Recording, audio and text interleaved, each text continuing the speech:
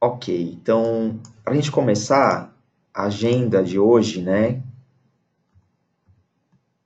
Então, nós vamos ver o lançamento da versão 4.24, que ocorreu na última sexta-feira, acho que vocês já devem ter notado. Depois, nós vamos ver, vamos falar novamente sobre a obrigatoriedade do ORCID, que tem a ver com os critérios Cielo, como é que isso está, qual é a situação atual disso.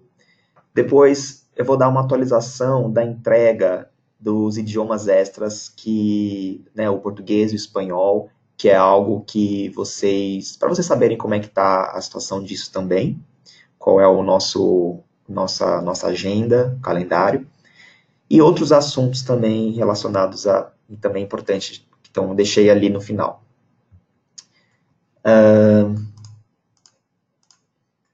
Nossa, a animação aqui não está funcionando muito bem, mas ok. Então, primeiro ponto, lançamento da versão 4.24. Eu vou, como de praxe, eu vou usar o PDF do Release Notes, né, que eu mandei para vocês, inclusive por e-mail, para vocês darem uma olhada. Então, eu vou passar ponto a ponto aqui, né, o que tem de interessante, o que mudou. Então, a primeira mudança significativa é o login do Orchid, né? O login da Orchid que agora é possível fazer via Orchid. Então, o que significa isso? Significa que a pessoa, uma vez que o usuário que ele tem um Orchid ID, se ele não tem, ele precisa criar um, claro. E se ele já tem um, ele consegue fazer o login no sistema por meio desse Orchid ID, né? Não mais por ID usuário do Scholar One. Claro que para ele fazer essa vinculação, é necessário que ele primeiro tenha um cadastro no Scholar One. Então, não basta ter somente o login do Orchid, né? É preciso ter esse cadastro no Scholar One para fazer esse vínculo. Mas isso evita dele precisar se lembrar do login e senha do Scholar One. Então, facilita bastante. Então, como é que funciona isso? Tem lá na página inicial esse botão, que vocês devem ter visto já. E aí, na tela seguinte, ele pede para a pessoa informar as credenciais do Orchid, e-mail e senha, né? Então, vai haver uma autenticação aqui, nesse processo, e você precisa autorizar, o usuário precisa autorizar esse acesso, essa permissão, essa vinculação, mas feito isso, o login é vinculado à sua conta, tá? Então, não quer dizer que uma coisa anula a outra. Então, o usuário pode tanto usar as credenciais do Scholar One quanto as do Orchid para se registrar no site, tá? Para entrar, para fazer o login. Isso vai facilitar bastante as pessoas que esquecem senha, né? Porque elas vão poder agora só usar a credencial do Orchid. Então, isso é automático, todo mundo teve acesso a isso, não precisa pedir para a gente, pedir para configurar. E é que isso só foi possível, é importante lembrá-los, porque a gente, o Cielo, agora é membro, né? É membro da Orchid. E então toda aquela mudança do ano passado que aconteceu, que a gente trocou a API, trocou as credenciais, que deu aqueles transtornos de perder os Orchids, deu problema, aquilo foi uma mudança necessária para chegar nisso que a gente está mostrando hoje. Se a gente não tivesse passado por aquilo, isso não seria possível, essa integração do login, tá? Claro que foi muito mais traumatizante do que a gente esperava, e isso foi mais por conta do Scholar One do que nós aqui. Mas, infelizmente, aconteceu, foi bem mais traumatizante do que a gente esperava, mas se não fosse por aquilo, essa mudança, se ela não tivesse ocorrido, isso não seria possível, tá? Nessa versão também tem outras melhorias relacionadas ao Orchid. Por exemplo, agora é possível obter o Orchid ID do avaliador, né, do parecerista. Então, isso não era possível antes, agora é. Dá para deixar como obrigatório, ou seja, você exigir isso do avaliador, ou opcional. Nós aqui do Cielo vamos ativar isso para todas as revistas, porém nós vamos deixar como opcional, não vamos deixar obrigatório. Caso você, a sua revista, queira que seja obrigatório para o parecerista, vocês têm que pedir para a gente isso. Então, entre em contato conosco que a gente torna obrigatório. Ok? É bem simples, o processo é do mesmo do autor ali, não tem muita diferença. Eu vou mostrar num site aqui, para vocês verem. Só para vocês verem como ficou essa melhoria.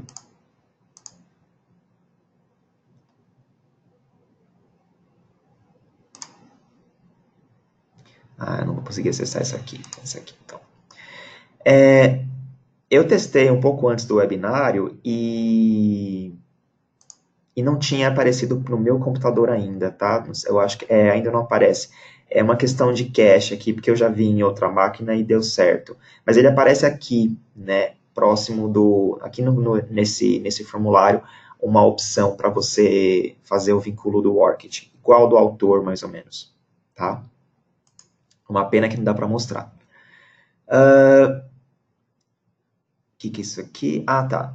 Isso aqui eu só deixei uma observação que eu não vou comentar sobre porque não faz sentido para o periódico Cielo. Tá? É uma questão são para publicadores que tem troca de revistas entre publicadores, né? Tem um publicador que migra revistas de um para outro. Não é o caso aqui, não acontece conosco, é uma coisa muito rara, né? Não vou mencionar.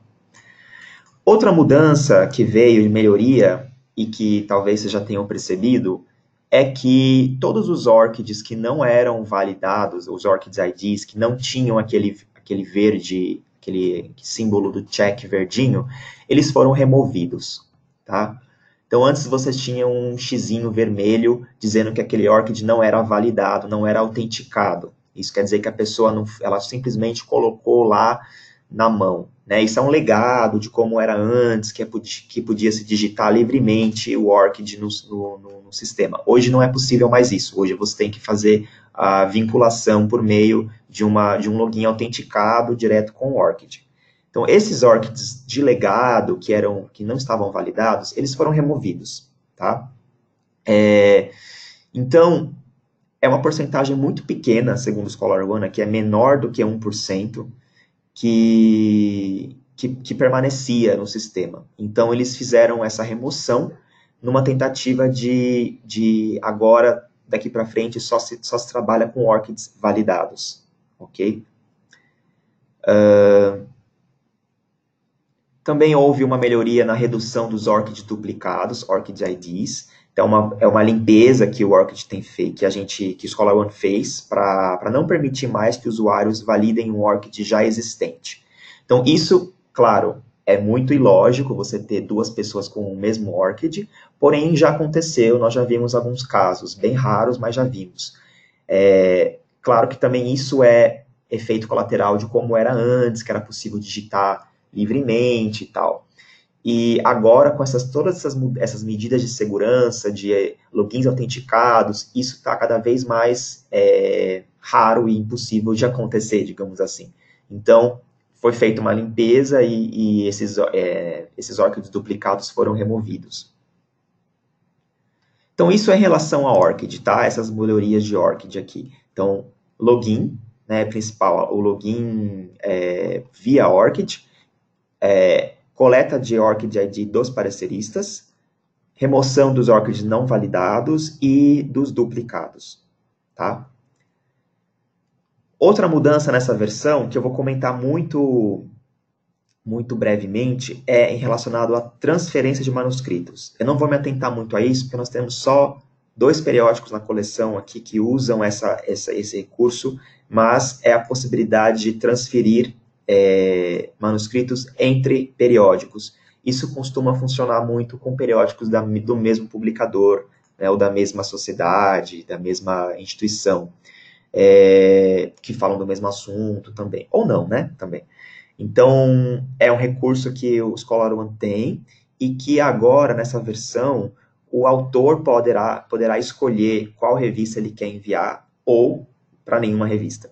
Então, antes não era isso, o autor não tinha muita escolha de definir quais eram as revistas. Então, agora, é possível o periódico aqui definir se ele escolher qual periódico ele vai mandar, né? Então, antes era uma coisa mais fechada, que assim, ele vai mandar para esses dois. E agora o periódico pode definir, e o autor também pode escolher.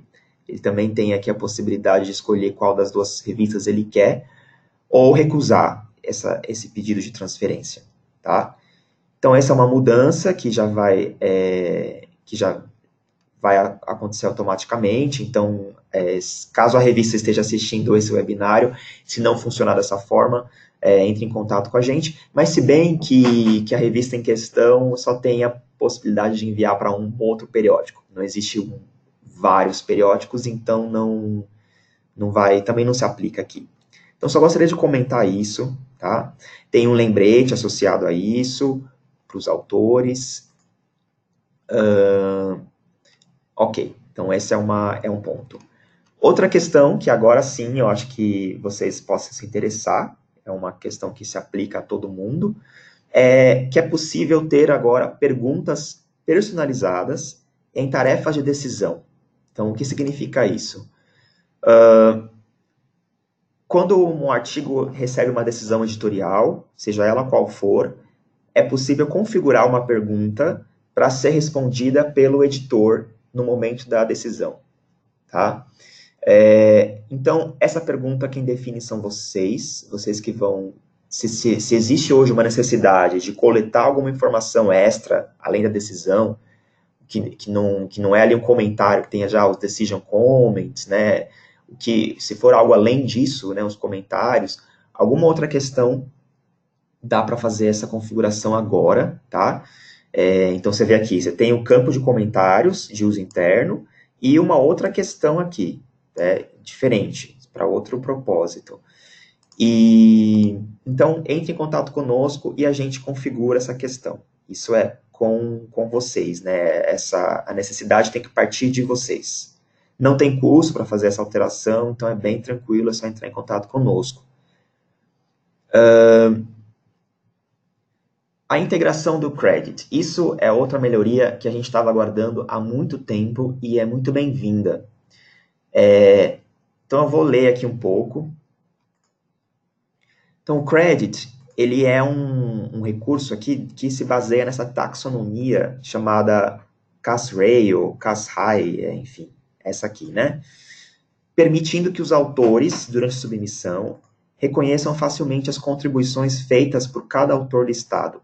Então, essa taxonomia é composta por 14 funções de alto nível, que são essas que vocês estão vendo aqui. O que significa isso, então? Agora vai ser possível também coletar qual foi a contribuição de cada um dos autores no manuscrito. Não somente isso, mas também o nível de cada contribuição, tá? Então, como vai funcionar? Quando o autor for cadastrar um novo autor, ou editar um autor que já está lá cadastrado, vai ter agora essa área chamada contribuição do autor, essa aqui que vocês estão vendo. Que ela vai aparecer diretamente abaixo do campo do e-mail, né, no final do formulário ali. Então, nessa seção, existem essas 14 categorias de contribuição que permite que o autor defina qual foi o papel daquele autor. O grau também é possível de definir, como eu comentei, como um segundo elemento opcional ou obrigatório. Isso vocês podem definir. Então, aqui você tem um exemplo de uma pessoa que ela atuou na conceituação do artigo, de maneira igual, aqui tem, entre parênteses, o nível de comprometimento, de contribuição. Ela fez também análise formal, e ela teve liderança nisso, esse é o nível, e escrita do rascunho original, ela deu suporte, ok? Isso também aparece na visão do admin, né? Lá naqueles metadados, onde tem os autores, logo abaixo do link proxy aparecem aqui as contribuições, tá? Então, lembrando que o grau de contribuição vai aparecer aqui ao lado, tá? Eu vou mostrar isso também no site, para ficar mais claro. Então, só para vocês verem,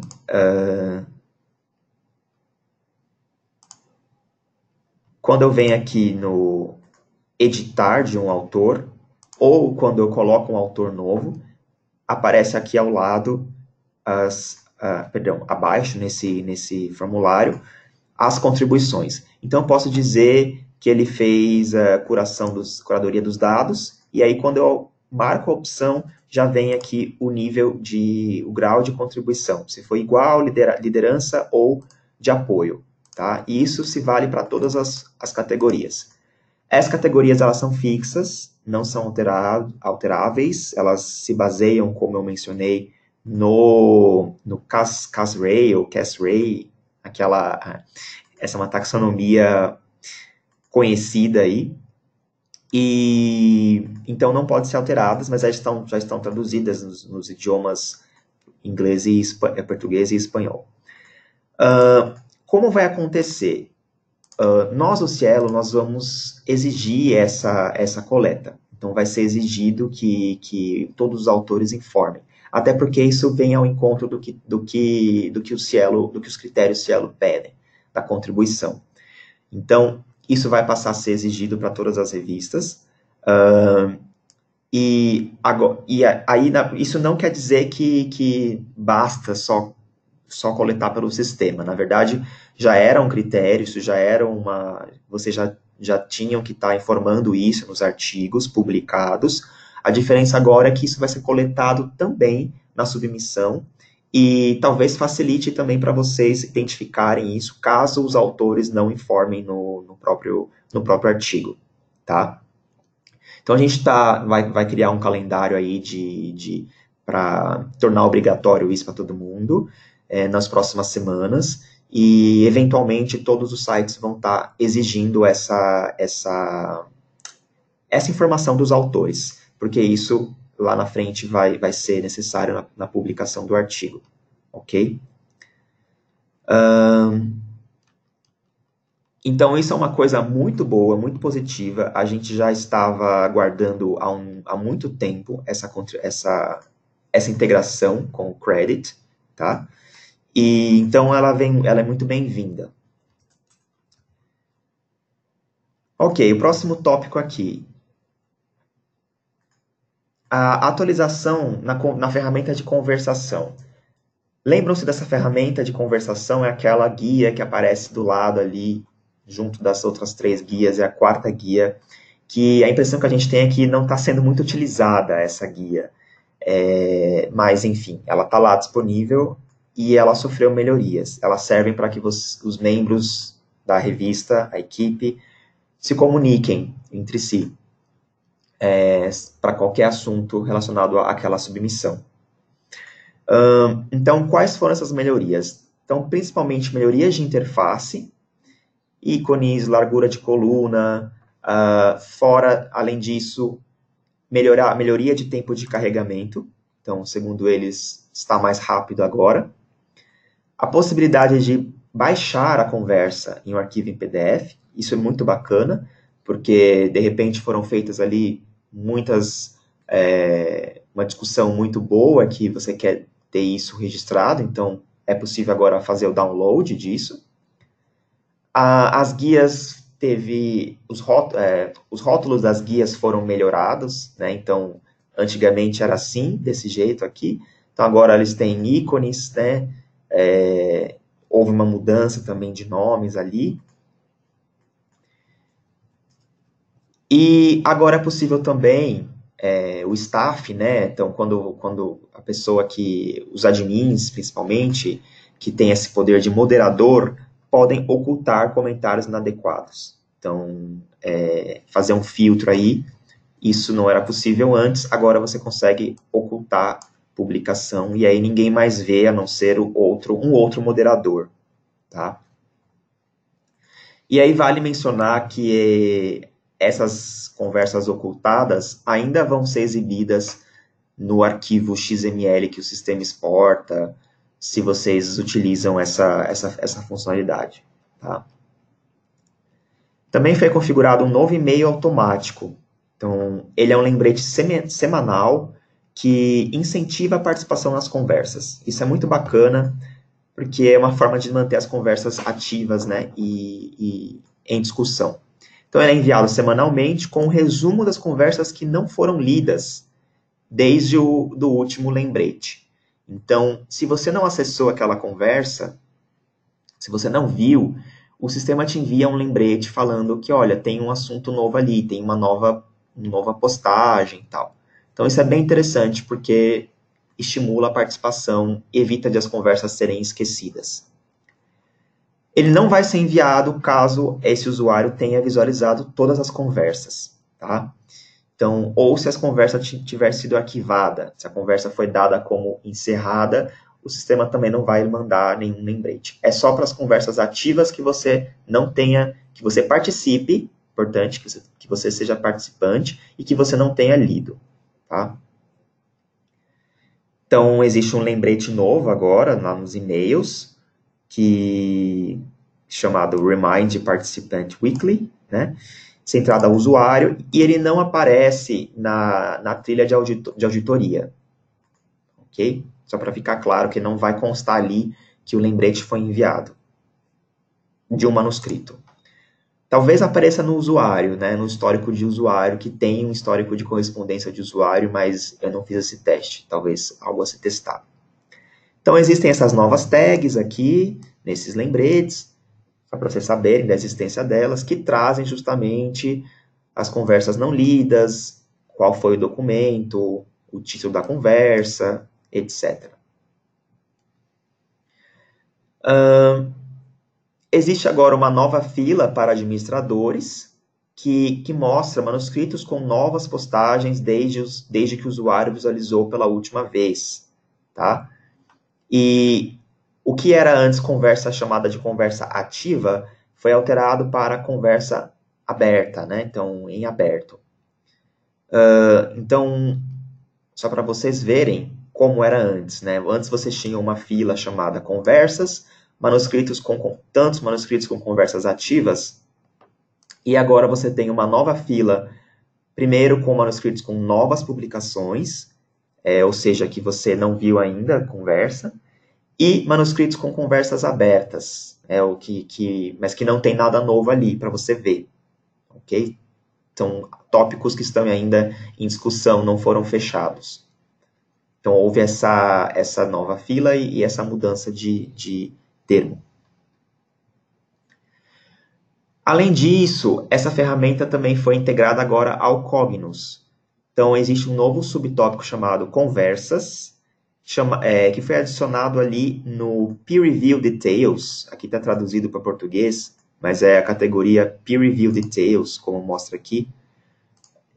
Dentro dessa categoria, você tem esses campos: nome da conversa, status da conversa, data que foi aberta e data que foi fechada, e número de posts. Então, isso é uma novidade também no Cognos, que vocês agora conseguem fazer relatórios, puxar essas conversas, antes não era possível, dentro de Peer Review Details, tá?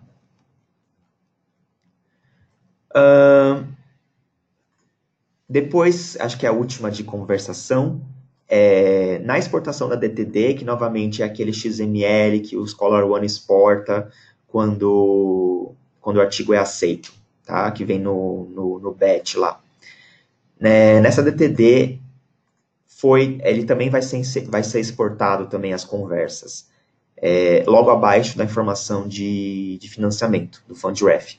Então, só para vocês verem, ele vai vir assim, né? É uma forma bem técnica de vir, porque é um arquivo XML que vai trazer essas conversas aqui. Lembrando que as publicações ocultadas ainda serão exibidas na DTD, caso você faça uso desse arquivo. Eu acho que a maioria dos periódicos Cielo não usam esse arquivo, não usa esse arquivo, tá? E vai vir um atributo indicando que foi ocultado, se foi ocultado ou não. Então, isso fecha a parte de conversação, as melhorias na área de conversação. Então, a próxima melhoria dessa versão são tags baseadas em documentos na prova. O que é isso aqui? Então, periódicos agora terão a opção de adicionar respostas às perguntas personalizadas, que são aquelas da submissão, tá? Na segunda página da prova do manuscrito. O que significa isso? Hoje, o autor responde perguntas na submissão, certo? Essas perguntas aqui que estão nessa guia, nesse passo aqui, ó, detalhes e comentários. Então, essas perguntas aqui. Hoje, quem tem acesso é somente vocês, revista, né, periódico. Agora é possível, quer dizer, até então, somente vocês, né? A partir dessa atualização, é possível que vocês incluam as respostas a essas perguntas, juntamente com as perguntas também, claro, na prova, no PDF que vai para o parecerista. Então, caso tenha alguma questão que vocês achem, que julguem que é relevante para os autores, para os pareceristas terem acesso às respostas do autor, é possível configurar um arquivo RTF, tá? Tem um exemplo aqui, ó, e aí você faz uma mesclagem de colocar a tag referente à resposta daquela pergunta, lembrando que cada pergunta tem uma tag associada a ela, tá? Tem uma tag de e-mail, isso você consegue obter lá na relação de tags, e aí você monta um modelo, né, um template com a pergunta, o enunciado, e abaixo a tag daquela resposta. Então, isso quando for gerado o PDF, ele vai substituir essas tags pelas respostas, e aí o avaliador vai ver esse conteúdo. Então, novamente, isso não era possível antes, agora existe essa possibilidade. Então, caso vocês tenham interesse, vocês têm que mandar para nos enviar esse arquivo RTF já configurado dessa forma, quais as perguntas que vocês querem que apareçam, e com as respostas já, com as tags, respectivas tags, e aí enviar para nós esse RTF e a gente configura isso. Lembrando que vai aparecer para todos os pareceristas, sem identificação do autor, claro, só a resposta que ele deu aqui na submissão. Ok? Próximo item é ação de remoção para administrador do GDPR. Então, lembrando, o GDPR é aquela medida europeia de proteção de dados, tá? Nós conversamos sobre isso em webinários passados. Essa medida visa dar melhores condições para os usuários e mais transparência dos dados que estão sendo coletados do usuário. Nessa versão, foi adicionado um link, remover essa pessoa, nos detalhes da pessoa, né? Naquela opção, naquele menu pop-up, quando você abre os detalhes da conta. Quem é administrador, então, pode ter essa possibilidade de remover um usuário, né? E aí aparece entre parênteses assim, GDPR, quer dizer que essa ação está de acordo com essa medida GDPR, está seguindo as conformidades do GDPR. Só vai ser possível você remover um usuário nas seguintes condições, tá? O usuário só pode ter a função autor e avaliador. Então, se ele for editor de qualquer tipo ou administrador, não é possível fazer essa remoção aqui. Somente o próprio usuário que pode se remover. O usuário não pode possuir submissões pendentes, então, nada aberto, ele tem que ter processos todos finalizados, ou excluídas ou decididas, né, as submissões. O usuário não pode possuir atribuições de avaliador que estejam pendentes, ou seja, nenhuma avaliação lá em aberto. Então, elas devem ser reatribuídas ou finalizadas. ou canceladas, se for o caso.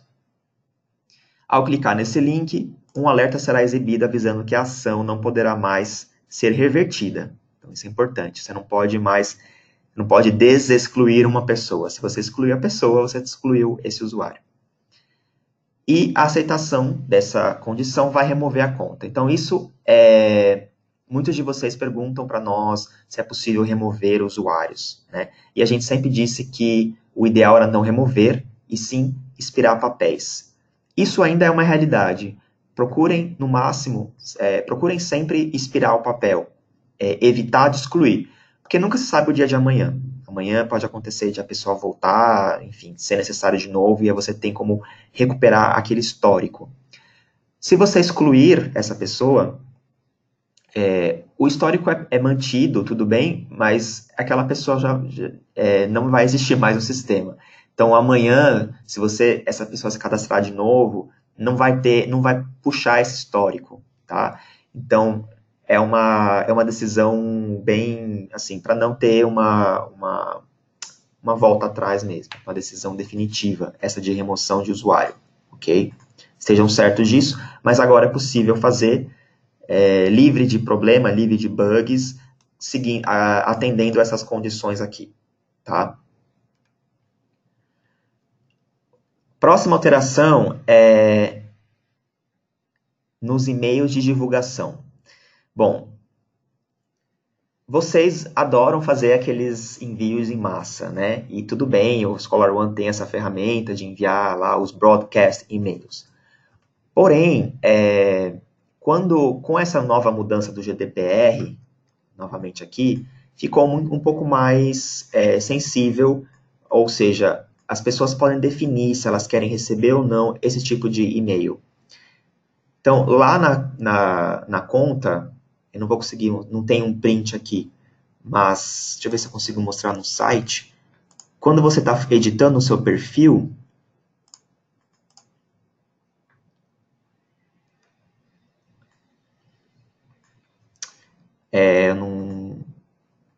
não vai aparecer aqui. Mas quando o usuário vai ter essa possibilidade de decidir se ele quer receber ou não essas campanhas publicitárias, digamos assim. Então, isso vai ser uma coisa opcional.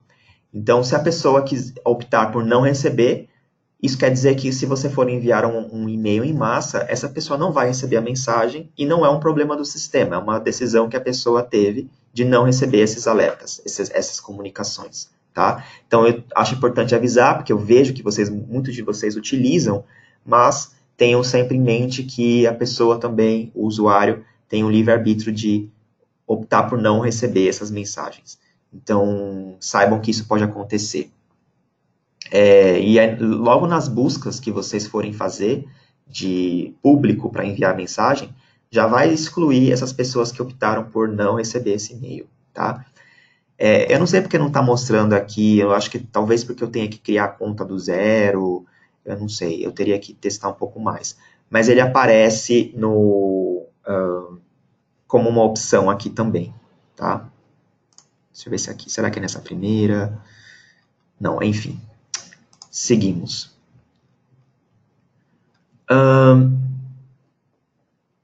Mudando de assunto agora para o Publons, lembrando que o Publons é aquele módulo de reconhecimento do parecerista, né, de dar o devido crédito a ele.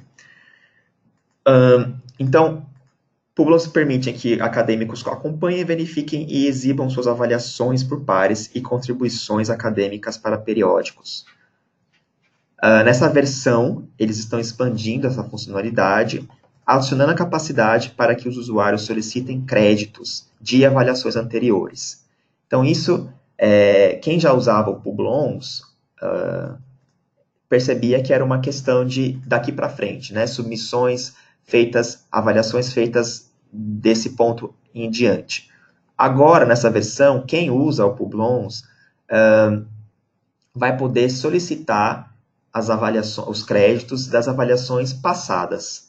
Então, se o parecerista já avaliou no passado para esse periódico, ele pode solicitar crédito desses artigos também, tá? Então, foi incluída uma nova fila aqui na área do parecerista, que é receber reconhecimento no Publons, e aí, ou seja, o avaliador escolhe quais são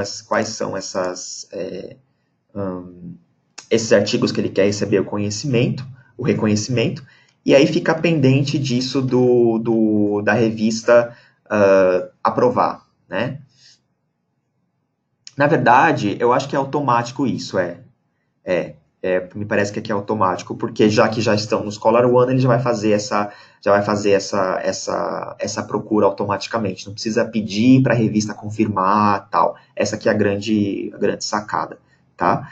Então, vem uma mensagem de êxito aqui, ó, análise enviada com sucesso para o Publons, aí leva um tempo, tal, eles vão analisar, mas assim, é questão de sei lá, segundo, dias, talvez, leva um tempo, mas não é tão burocrático assim, tá?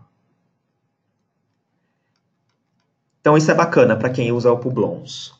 Lembrando que ele é um módulo pago, então quem tiver interesse em adquirir, ele está custando hoje, se eu não me engano, são $950. Ele é uma assinatura anual, tá? Não varia o valor por periódico, é o mesmo valor. Então, $950 por ano, e aí eles instalam tudo e já fica tudo automático no sistema, ok? Próximo item, atualizações da Ring Gold. Bom, Ring Gold, não sei se vocês se lembram, mas é aquela instituição que padroniza instituições de pesquisa. Então, padronizam nomes de universidades, nomes de sociedades, nomes de, enfim, instituições de pesquisa. Essa ferramenta Ring Gold foi aprimorada, né, esse vínculo com o Ring Gold. Ring Gold é uma instituição que não está ligada ao Scholar One, mas o Scholar One tem uma integração ali, uma interoperabilidade com esse Ring Gold. Então, o que mudou, né? Os algoritmos, filtros e dinâmicas de busca foram aprimorados. Então, isso quer dizer que as instituições vão ser encontradas com maior facilidade.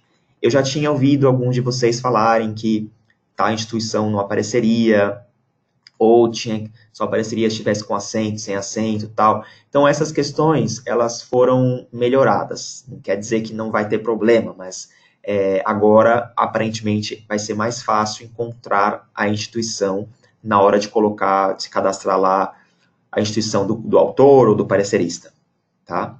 Uma outra mudança foi que quando uma instituição está cadastrada no Ring Gold, ele recebe um ID, né? Ele recebe um código ali, um código único. E nessa versão nova, vai ter um alerta agora, vai aparecer um alerta quando essa instituição não estiver conectada ao Ring Gold. Ou seja, é uma instituição que não foi reconhecida pelo Ring Gold, não está cadastrada na base do Ring Gold. Então, isso vai ser visível por um ícone de advertência que vai aparecer ao lado da instituição. A submissão não é impedida, tá? Não vai ser impedida. Então, nem a submissão, nem a avaliação do parecerista, isso às vezes aparece também com pareceristas, alguns de vocês já notaram. Então, nada vai ser bloqueado, é só um alerta, não quer dizer que, ai meu Deus, não vou poder fazer nada. Não. Então, tudo continua, vai seguir, é mais uma indicação de que aquela instituição não faz parte do Ring Gold.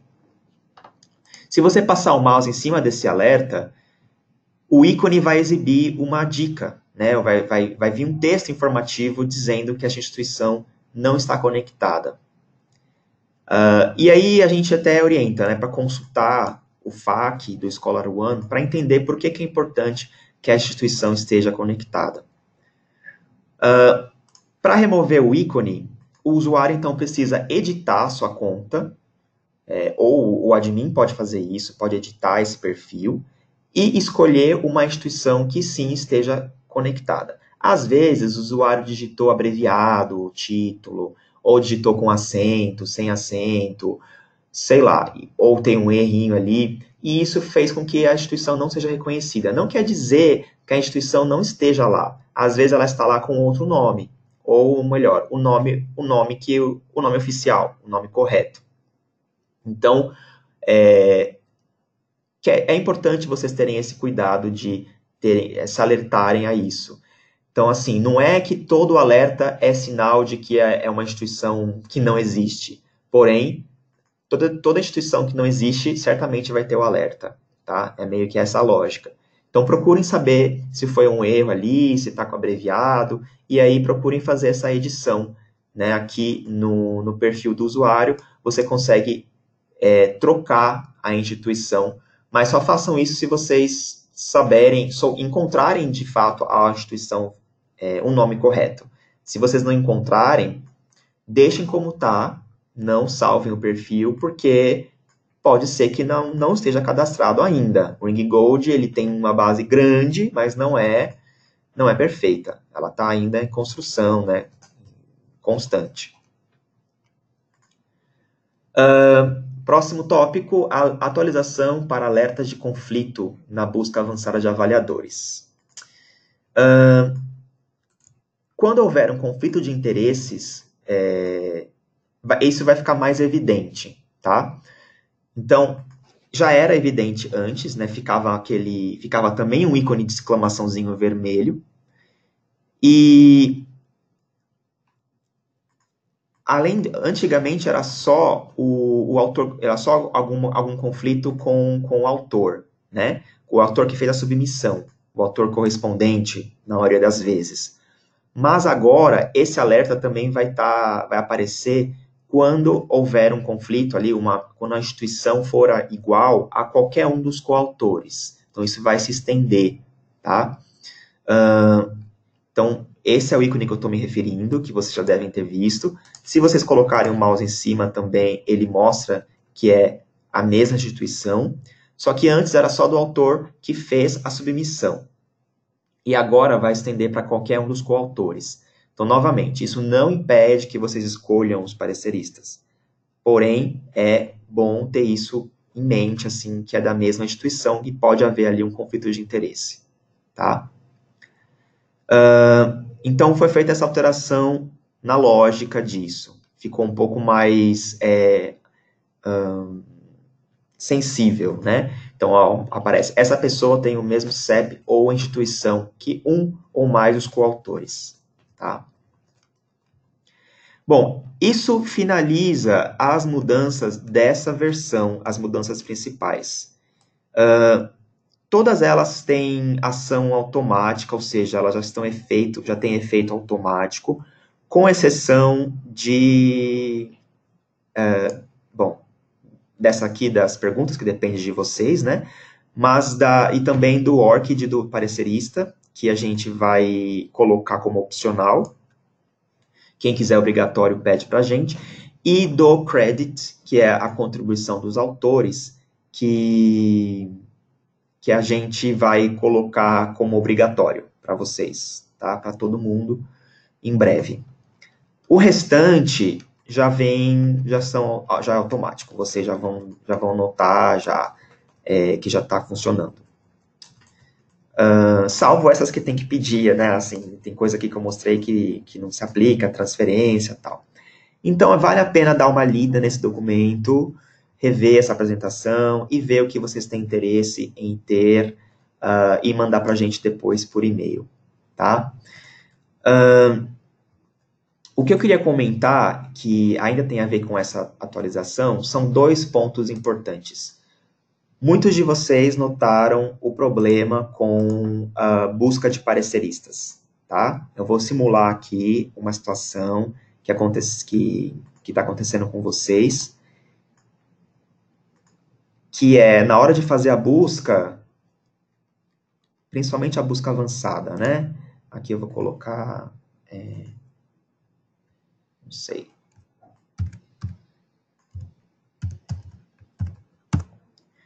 Ele não deu erro, mas ele estava dando erro, né? Ele estava acontecendo, abria outra janela aqui, o site ficava em loop. Então, assim, nós estamos cientes disso, já informamos o Scholar One, talvez foi corrigido, porque eu testei aqui ontem e deu esse problema, mas mesmo que não tenha sido corrigido, isso já está sendo visto, ok? Já responderam para a gente que está sendo tratado como prioridade, então é uma questão que eles estão trabalhando e vai ser resolvido. Então aguardem, peço que tenham paciência, compreensão. Eu sei que é uma questão muito delicada, porque impede que vocês selecionem pareceristas, então eles estão tratando com prioridade. Eu fui informado também de que não acontece com todos os artigos, e sim com uma parcela. Então, tente com outras submissões. Pode ser que você dê o azar de que todas elas estejam com problemas, mas pode ser que você dê sorte de que alguma delas não esteja. Então, procurem tentar com outras submissões. Se você não notou esse problema, ótimo, sorte a sua, você não foi afetado, isso não se aplica para você, mas os demais, isso está sendo visto, ok? A outra questão que alguns de vocês falaram é relacionado à submissão, nessa parte de envio aqui de arquivos, tá? Alguns de vocês falaram que o sistema acaba forçando, ele faz isso aqui, né? Ele sobe para o topo da tela, impedindo da pessoa enviar os arquivos. Ou, quando você transfere um arquivo aqui, ele apaga. Tem uns bugs estranhos acontecendo nessa janela de transferência de arquivo. Então, isso também já foi reportado e vai ser corrigido eventualmente. Se não aconteceu com você, novamente, que bom, sorte a sua, bola para frente. Os demais que foram afetados, saibam que nós já reportamos. E assim, né, pessoal, lembre-se que toda vez que tem uma mudança no sistema, pode acontecer algum efeito colateral em alguma coisa, né? Eles fazem testes com usuários beta, a gente participa também dos testes, mas às vezes tem coisas que acontecem e que não foram previstas. Então, a gente pede a compreensão de vocês com relação a isso, até que a situação seja normalizada, tá? Então, esses são os dois principais problemas que aconteceram. Qualquer outra questão, vamos ver com calma, porque pode não ter relação com a mudança, tá? Nem tudo que está dando problema é por conta da nova versão do sistema. A gente tem que ver se é um problema corriqueiro ali, uma questão que pode ser resolvida, que tem uma solução, ou se é um problema mesmo de mau funcionamento, tá? Eu estou vendo as perguntas aqui, eu vou responder ao final, tá? Próximo item é a obrigatoriedade do ORCID. Como vocês sabem, se não sabem, deveriam saber, o ORCID agora, o ORCID ID, passou a ser obrigatório no Cielo desde 1º de janeiro de 2019. Então, todo artigo publicado em Cielo precisa ter, no mínimo, um ORCID ID, tá?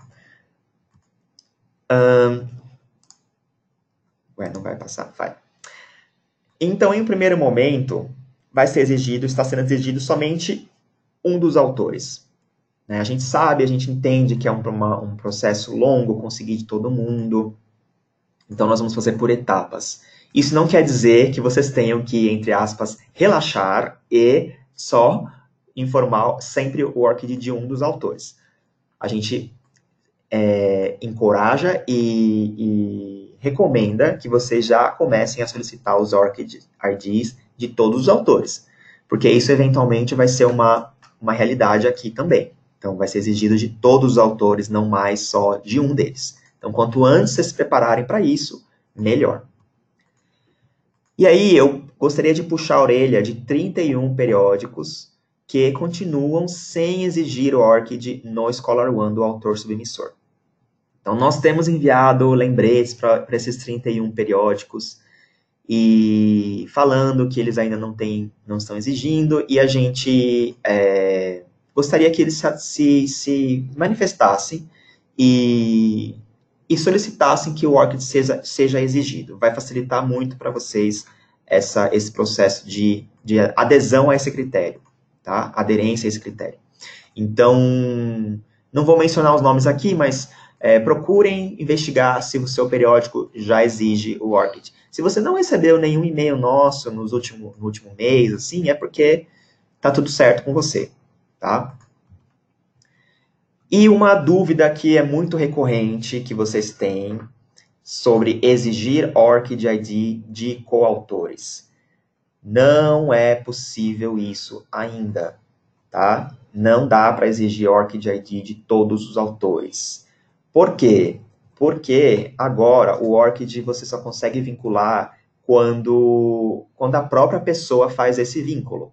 O próprio detentor daquele ORCID ID faz a autenticação autenticada ali, o vínculo autenticado, dizendo que ele é ele mesmo, quem ele está falando que ele é. E ele não pode fazer isso em nome dos coautores. E os coautores não estão ali online na hora da submissão. Eles não estão presentes do lado do autor para fazer isso para ele. Então, isso ainda é uma questão que está sendo discutida com o ORCID, com o ScholarOne, para tornar essa exigência, facilitar essa coleta dos coautores. Tá? Tenho recebido relatos de periódicos que pedem posteriormente para os autores isso, quando for aprovado, e que muitos estão fazendo de bom grado, estão entrando no sistema e vinculando. Eles têm que entrar no sistema para vincular, não dá para enviar por e-mail. Se enviou por e-mail, tudo bem, vai, coloca lá, na pior das hipóteses, mas sempre peça para eles fazerem pelo sistema, porque aí você tem a autenticação do ORCID mesmo. Okay? E já fica para futuras submissões isso. Então, lembre-se também que tem aquela tag que vai nos e-mails informando os coautores que a submissão foi feita. A tag, ela estimula que os autores vinculem o ORCID, mas não exige ainda, não dá para exigir. Então, vocês vão certamente ser notificados, vocês vão saber em primeira mão assim que isso for uma realidade, porque a gente aqui também está ansioso para isso, mas não há previsão, ok? No momento. Ok, seguindo a nossa agenda, então, agora eu gostaria de falar sobre a atualização de entrega dos idiomas extras. Então, lembrando-lhes que a gente agora, o ScholarOne está disponível em português e espanhol também, mediante a solicitação. Então, nós enviamos comunicados pedindo que vocês solicitem e gostaria de mostrar para vocês como é que está isso hoje. Então, só para vocês saberem, a gente tem hoje 146 periódicos Cielo Brasil usando o ScholarOne. Nós já atendemos 53 periódicos, tá? Isso significa 36% do total. Ou seja, 53 periódicos já estão satisfeitos ou já foram atendidos. Seja para incluir idiomas extras, 1 ou 2, seja para não incluir. Né? Tem periódico que não quer, que quer manter só o inglês, e isso é totalmente aceito, totalmente válido, e a gente respeitou essa decisão e está tudo certo. Então, esses também estão contidos aqui nesses 53, tá? A gente está indo aos poucos, a gente está entrando em contato com as revistas que não se manifestaram ainda e perguntando se elas têm interesse ou não de ter o idioma. Não é obrigatório e é importante ressaltar das responsabilidades que vêm ao adotar um idioma extra. Então, a gente deixa isso bem claro no e-mail, tudo que não é assim... tem um cuidado depois disso, tá? Para manter esse idioma sempre atualizado. A gente tem feito 2 a 4 entregas por semana. O que é entrega? Né? É um site, é um periódico que é contemplado com o idioma extra. Desde o começo do ano, a gente, na verdade, desde o final do ano passado, a gente vem com esse ritmo e a gente tem mantido esse ritmo, 2 a 4 entregas por semana. E a nossa previsão é que em maio desse ano, a gente tenha atendido todo mundo, tá? Todos esses 146. Então, seguindo esse ritmo, até lá, maio, claro que, assim, pode ter semanas que a gente não consiga entregar, ou tem o carnaval, etc., mas a nossa estimativa é que em maio todo mundo tenha já sido atendido, ok? Lembrando que se você não tem a menor ideia do que eu estou falando, procure, entre em contato com a gente te orienta sobre essa questão, e se você não se lembra, se você lembrou agora disso, entre em contato com a gente e pede, e dê uma olhada no site, já tem alguns sites com isso pronto já, talvez vocês já tenham visto por aí, para ver se é de interesse ou não. Ok, outros assuntos é o seguinte, eu queria falar sobre a exportação de arquivos. Então, pedir que vocês se atentem quanto ao número de submissões que aparecem nas filas Awaiting Assignment to Batch e Assigned to Batch Awaiting Export. Tá? São aquelas duas filas que aparecem no fluxo de produção, in production. Normalmente é o fluxo 3. Que é essas daqui. Tem um print aqui, facilita. Por quê? No ano passado, final do ano passado, aconteceu um problema no sistema onde houve falha na exportação e vários artigos não foram exportados e afetou alguns periódicos. Não afetou todos os periódicos, mas afetaram alguns. Então, eu peço que vocês verifiquem, sempre mantenham, não só agora, mas que criem o hábito de acompanhar essa fila aqui. Essa fila, uma submissão não pode ficar nela aqui por mais de 24 horas. Nenhuma das duas, tá? Quando isso acontece, é necessário investigar a causa de por que falhou e forçar essa exportação, tá? É bem simples de fazer isso. Então, como que isso é feito? Então, eu tenho aqui alguns exemplos para vocês verem. Eu tenho 8 submissões aqui, né? Então, nessa guia Assign to Batch, esse processo normalmente ocorre automaticamente. O próprio sistema já designa para o batch e já faz a exportação, como vocês já devem ter observado. Porém, entretanto, contudo, às vezes isso falha. Às vezes falha por N motivos. Sei lá, o ScholarOne ficou fora do ar por um segundo ali, o e-mail estava muito grande, enfim. Quando isso acontece, ele fica travado aqui nessa tela, né? Nem sempre ele tenta de novo. E isso vai gerando um acúmulo, vai entupindo o sistema, tá? Então, quando acontece isso, vocês têm que vir aqui e designar o batch novamente. É só escolher o nominho certo, né? Se você tiver mais de um, escolhe um, ou escolhe um e depois escolhe o outro, e clicar aqui no Assign. É só isso. Vai aparecer assim, ó, pendente, exportação pendente, que foi designado. Daí observem, isso não pode demorar mais do que 24 horas. No dia seguinte, vejam se o artigo foi exportado, vejam se você recebeu no e-mail, né? Se não recebeu, volta aqui, coloca de novo, tal. Se vocês verem que está uma coisa frequente, aí é motivo de entrar em contato conosco e ver o que pode estar acontecendo. O próprio sistema, às vezes, avisa, mas, enfim, na dúvida, vocês podem entrar em contato conosco. Porém, isso não pode acumular, vocês têm que sempre manter o hábito de consultar isso. Não pode acumular porque vai ocupando espaço em disco do sistema e vai prejudicando na performance do sistema, ele vai ficando mais lento, e também pode desencadear em custos para vocês. Depois vocês podem ser cobrados por estar usando mais espaço do que é permitido, tá? Então, eu peço, por favor, que vocês atentem-se a essa fila, não deixem acumular os artigos lá e designem novamente os batches das submissões que estão paradas, tá? Isso vale para qualquer situação, mesmo que não tenha sido que você não tenha nessa leva aí, pode ser que aconteça com você amanhã ou tal. Nunca é tarde para fazer esse tipo de coisa, então, por favor, façam isso. Outra questão é problemas com PDF. Vocês devem ter passado já recentemente com problemas com os PDFs, né, na conversão.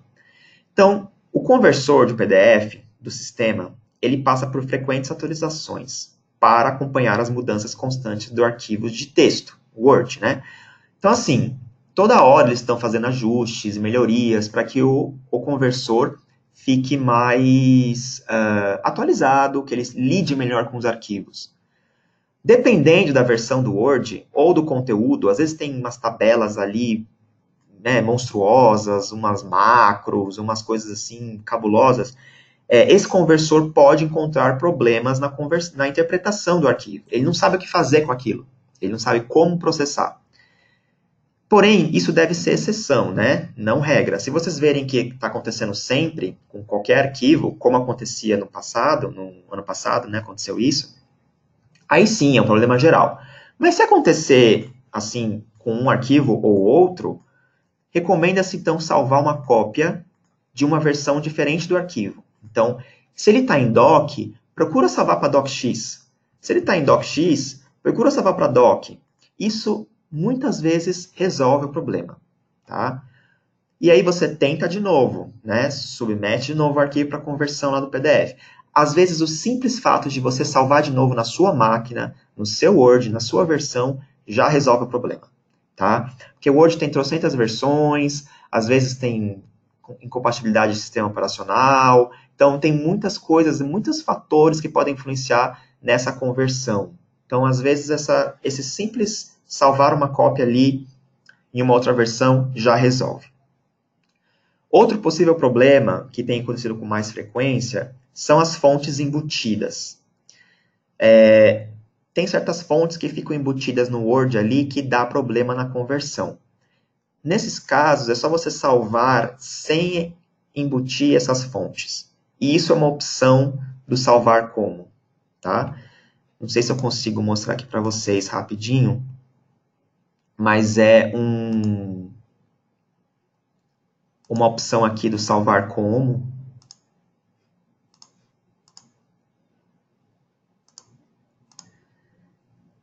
Ok, aí tem aqui em ferramentas, se não me engano, opções de salvamento, tá?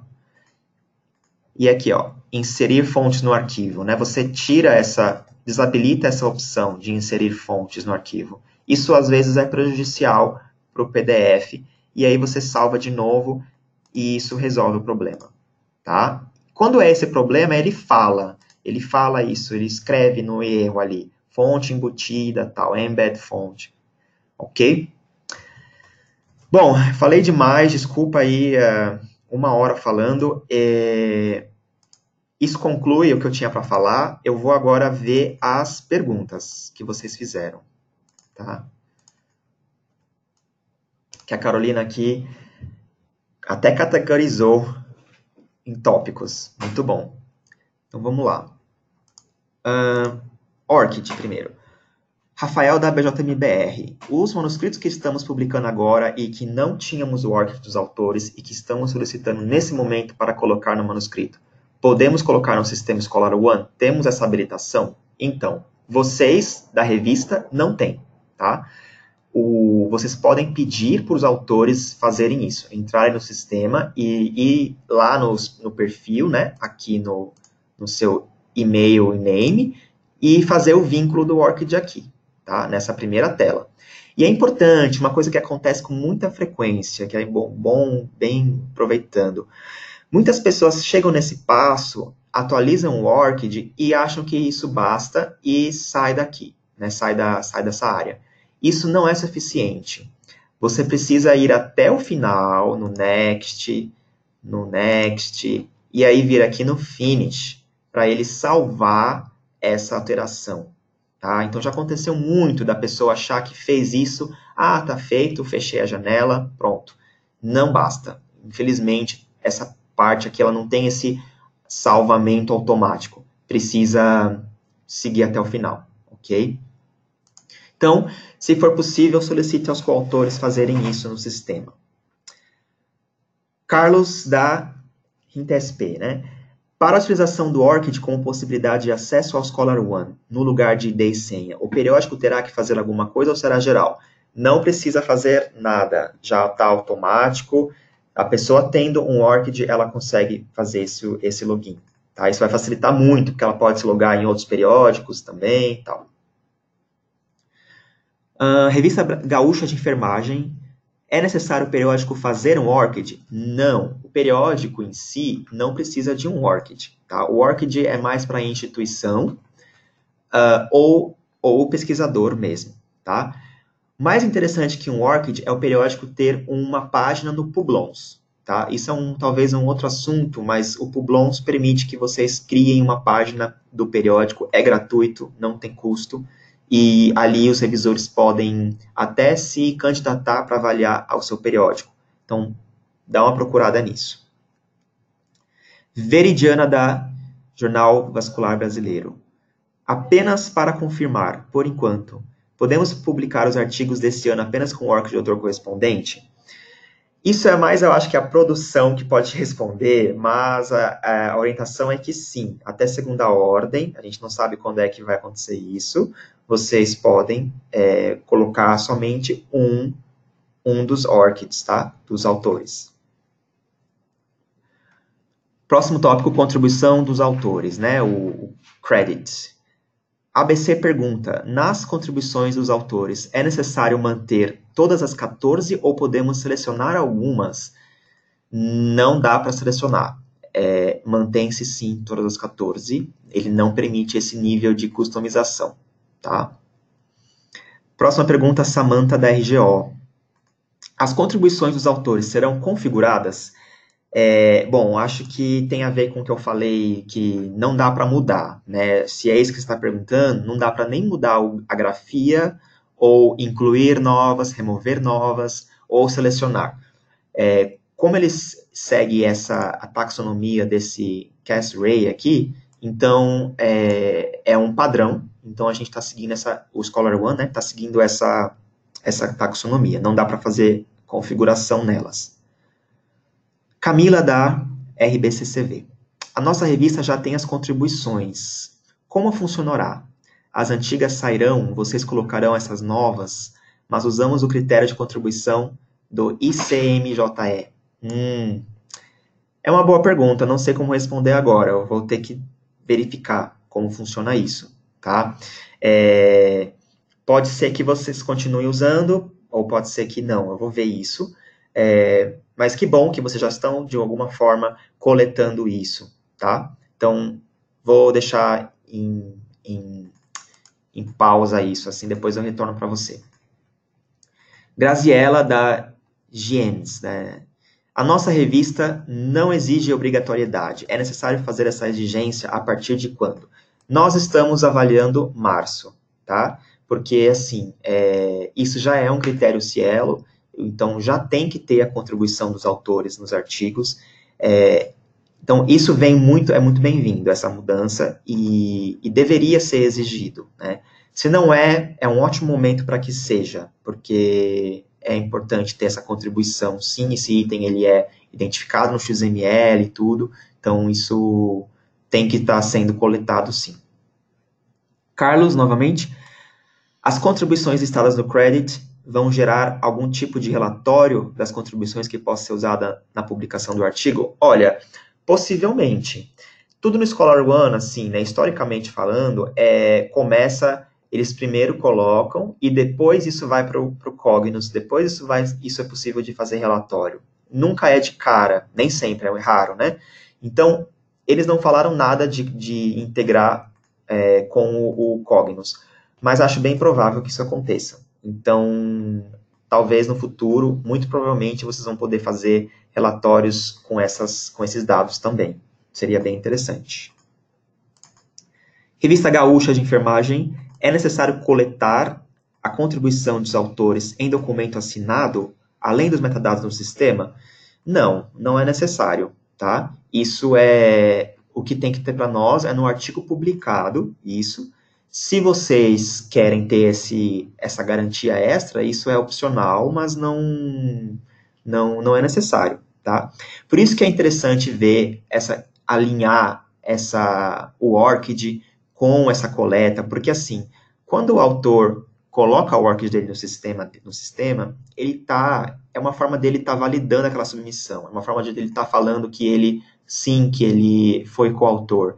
E quando você também tem a contribuição, é quase que um documento assinado isso, né? Assim, é praticamente a mesma coisa. Então, você tem ali o aval do autor que colocou o ORCID dele e a contribuição que o autor colocou. Então, isso tá tudo ali meio que certificado, tá? ABC. Qual a previsão da contribuição de autores entrar no ar? Nós vamos fazer, então, como eu falei, a obrigatoriedade vai ser para as próximas semanas, assim. A gente está pensando em março, para darem um tempo, para vocês se acostumarem com a ideia, praticamente. Mas isso está sendo discutido e vai ser muito em breve, assim. A gente tem que fazer site por site, não é uma mudança que a gente consegue fazer para todo mundo, assim, ao mesmo tempo. Então, nós vamos, provavelmente nós vamos enviar um comunicado avisando isso, tá? Próximo tópico, remoção de contas. Suzana, da Journal Brazilian Chemical Society.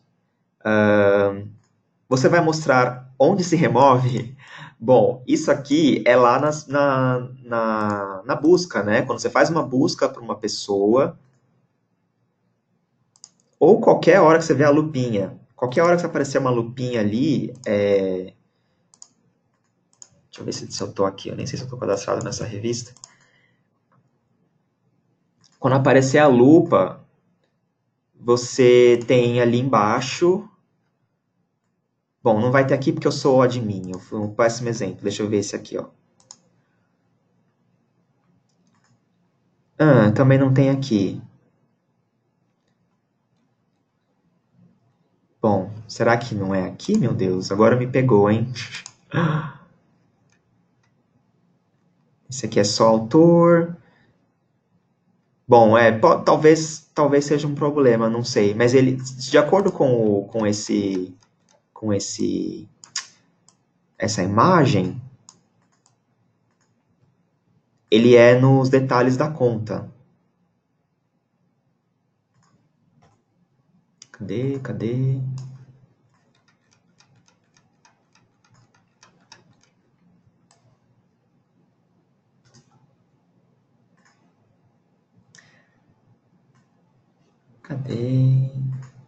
Ué.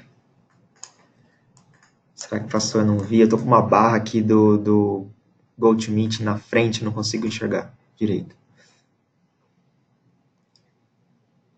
Bom, eu lembro de ter um print da conta, agora não estou achando. Mas eu acho que era na conta, né? Nos detalhes da conta. Me deu um branco agora. E eu preciso. The show must go on. Também não encontrei a função. Tá, eu vou verificar isso também, então. Ver o que acontece. Porque deveria estar lá, sim. Publons. Edemar da PAB. No Publons sai a nota dada ao parecer do reviewer quando se dá o crédito? Não sai. A nota é totalmente interna, tá? Essa informação não vai. Uma coisa que eu esqueci de comentar. Indo ao encontro do que eu falei do ORCID para pareceristas, futuramente o ORCID vai começar a listar também as contribuições de pareceristas, tá? Meio que semelhante ao Publons, assim. Então, se você é um parecerista e você contribuiu, isso vai aparecer no seu ORCID, no seu perfil do ORCID. Então, é importante ter essa coleta de ORCID também dos pareceristas, tá? Ring Gold. Eu consigo inserir e editar uma instituição no Ring Gold? Você tem que entrar em contato com eles, tá? O Ring Gold, se eles fazem atualizações periódicas, onde, se eles verem uma instituição sendo inserida com frequência, tem um grau de incidência forte, eles automaticamente vão lá e fazem o cadastro, e padronizam, e aí deixa isso disponível. Mas, se você quer colocar, você tem pressa, tal, o melhor caminho é entrar em contato com eles. Coloca no Google lá, Ring Gold, e aí entrar em contato, explicar a situação e ver o que eles respondem, tá? Perguntas gerais. Graziella, o webinar está disponível em algum lugar para posterior visualização? Sim, então nós vamos colocar no YouTube ainda hoje, possivelmente. Fábio, da Manuscrito, por gentileza, vocês irão enviar um PDF dessa apresentação para fazermos uma revisão? Nós vamos, como eu falei, né, vai estar em YouTube, e esse Release Note, esse PDF aqui, está disponível também no site do ScholarOne, né, no Get Help Now. Lembrem-se sempre que aqui no Help vocês têm a área de ajuda, e aqui em Release Notes vocês têm esse documento PDF em português, inclusive. Tá? Eu cheguei aqui no Help. O Help é a ajuda de vocês, não se esqueçam. Miriam da Fruticultura, da Revista Brasileira de Fruticultura. Tem como recuperar um artigo que foi ressubmetido no sistema? Eu não entendi essa pergunta. Ressubmetido. Você vai buscar pelo ID, ou não está claro para mim o que você quer dizer com isso, porque se ele foi ressubmetido, então ele é recuperável de alguma forma. Você tem que saber o título, o ID e tal. Não está muito claro para mim, depois me escreve por e-mail. Ana Paula, da Vara História. Alguns autores, problema na submissão, né, o tópico. Alguns autores têm relatado bug no step 6, details and comments. Eles preenchem os dados, seguem para o passo 7, mas é como se os dados do passo 6 apagassem. Isso aconteceu com 3 autores. Olha, eu não vi ainda esse problema. Seria depois do dia 25 da atualização, ou já tem acontecido com frequência? Importante que quando acontecer algo assim, procurem avisar a nós enquanto a submissão está acontecendo, assim, em tempo real. Então, assim, pede para o autor parar e aí a gente verifica aqui, para a gente simular a situação, tá?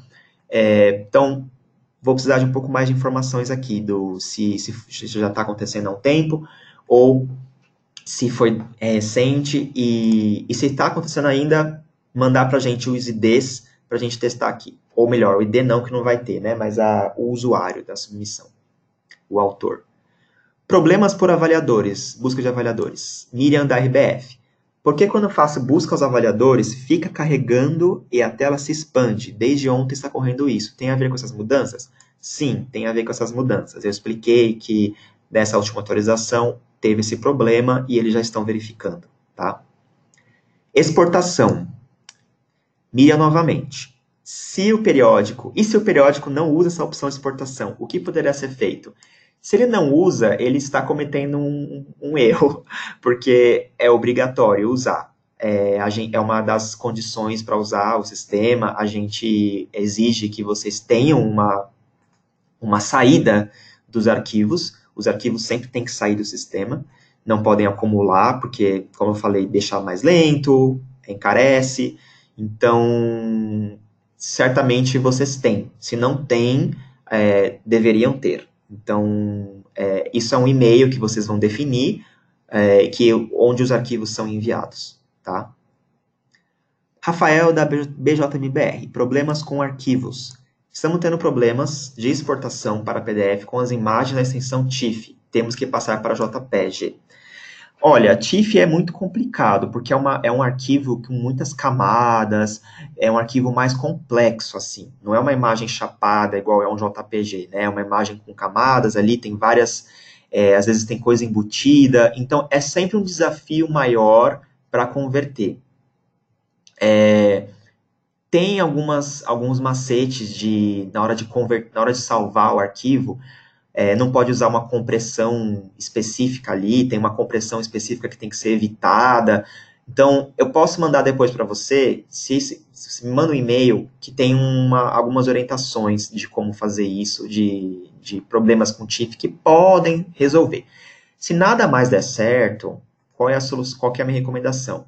Deixa o TIFF lá quietinho, salva um JPEG disso. Bom, você está fazendo isso já, né? Que você não quer fazer isso. Então, tá. Então, esquece que eu falei. Mas eu posso te mandar essa orientação que pode ajudar, mas TIFF é sempre um problema, porque vai depender de como foi convertido, tá? Temos novas questões aqui que chegaram enquanto estava respondendo as outras. Carlos Henrique, da RSBMT, sobre o ORCID, como faremos a cobrança do ORCID dos coautores, já que o ScholarOne ainda não obriga os coautores a informar? Será por e-mail ou o ScholarOne vai emitir alguma mensagem durante a submissão orientando os coautores sobre isso? Então, será por e-mail. O ScholarOne, ele manda um e-mail quando os autores quando a submissão é feita, vamos lá, vamos relembrar. Ele manda esse e-mail aqui falando que a submissão foi feita, né?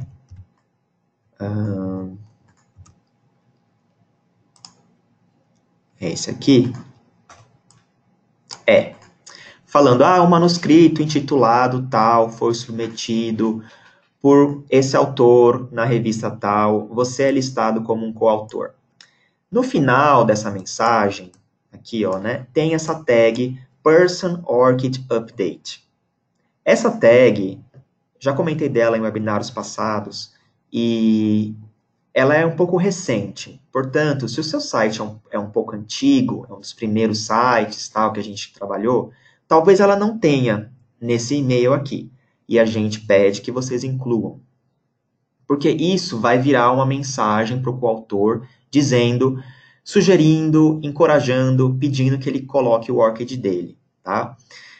Claro que ele pode ignorar, claro que ela está abaixo da assinatura, então ela não está muito evidente, talvez você coloque, seja interessante colocar ela mais para cima, aqui, não sei, né? Isso é cargo de vocês, assim, vocês definem. Mas essa é, no momento, a maneira que tem de cercar um pouco mais os autores a colocarem o ORCID.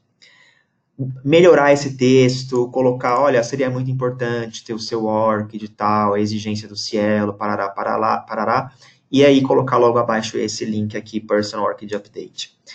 Esse gera um link automático que a pessoa clica e vincula o ORCID dela.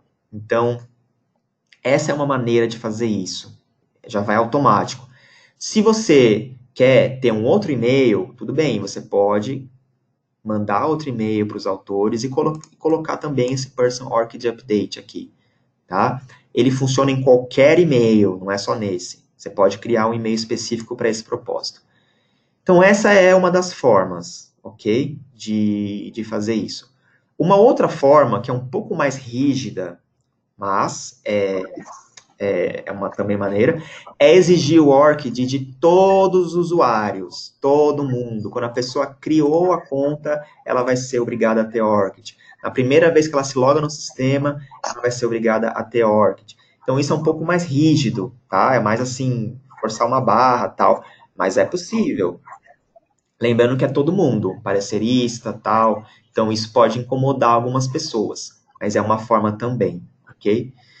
Então, assim, procurem fazer isso na medida do possível, tá? Eu acho que é uma coisa que aos poucos vem mudando, que as pessoas têm se conscientizado, e vai levar um tempo até que todo mundo tenha o seu ORCID.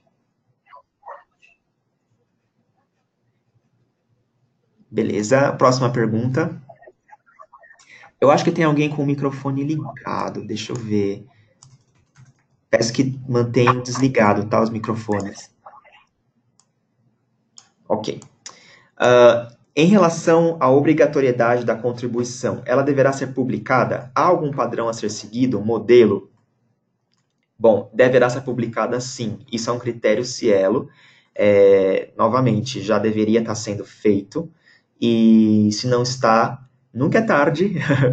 Se tem um modelo, eu sugiro que entre em contato com a nossa produção. Eles devem informar se existe um modelo, tá? O e-mail é produção, sem cedilha e sem tio, então producão, né? @cielo.org. Eu não sei dizer se tem um modelo específico, não sei dar essa informação. Tem mais pergunta aqui. Os artigos de exportação irão primeiro para um e-mail selecionado ou direto para o Cielo? Não, para um e-mail da revista. Não vai para o Cielo, né? O Scholar One não se comunica com o Cielo. Isso vai para vocês. Então, lembrando que você pode verificar qual é o e-mail atualmente usado aqui na área batch. Em exports, você vem em batch, e aí você vai ter um ou mais batches criados, você vem em editar, e aí você descobre qual é o e-mail que está sendo usado, tá? Mais alguma? Mais uma, cadê? Ah, tá. Essa informação, então, sobre a questão do ORCID, essa informação aos coautores é enviada também na versão revisada? Creio que não, porque você está falando da tag, né? Porque esse e-mail ele só vai na account creation, mas assim, naquele e-mail que eu mostrei. Só que isso foi uma sugestão, né? Vocês podem pegar essa tag e colocar ela em qualquer e-mail que vocês quiserem. Né? Então, próxima pergunta. Podemos usar essa tag para cobrar o ORCID dos revisores? Sim, podem. Essa tag, ela é... O fato dela chamar person, né? Person tag ali, eu fechei já, mas quer dizer que ela funciona para qualquer indivíduo, qualquer usuário. Então, qualquer e-mail destinado a um usuário, você pode inserir essa tag, tá? E aí quem receber, clicando ali, vai ser direcionado para o Scholar One e aí vai poder fazer essa vinculação, ok? Então, Rafael, não pode ser, ela não é enviada porque hoje não está configurado como tal, mas pode ser configurado se vocês assim fizerem, tá? Mais alguma? Acho que não, né? Bom, foi um webinário bem cheio, assim, com muitas questões. Foi legal as perguntas, obrigado pela participação. E gostaria de ressaltar para que vocês inscrevam-se no grupo do Scholar One, né, no grupo Gmail nosso, no grupo do Google. A gente usa esse grupo para se comunicar, então facilita muito. Nós mandamos comunicados assim, se tem algum problema no sistema, se acontecer alguma coisa tal, e aí é uma forma de atingir todo mundo, de todo mundo receber as mensagens. Muitos de vocês ainda não estão lá, e aí essas falhas de comunicação acontecem. Então, procurem se inscrever. Quem não sabe como, me manda um e-mail que eu dou as diretrizes. E é isso. Vamos acompanhando os desenvolvimentos para ver se eles resolvem esses problemas dos avaliadores. Obrigado pela participação de todos. Ainda hoje, possivelmente, eu mando a gravação no YouTube. E a gente está sempre disponível aqui nos canais de sempre, tá? Então é isso. Obrigado, pessoal. Tenham um bom dia. Boa semana a todos. Um abraço. Tchau, tchau.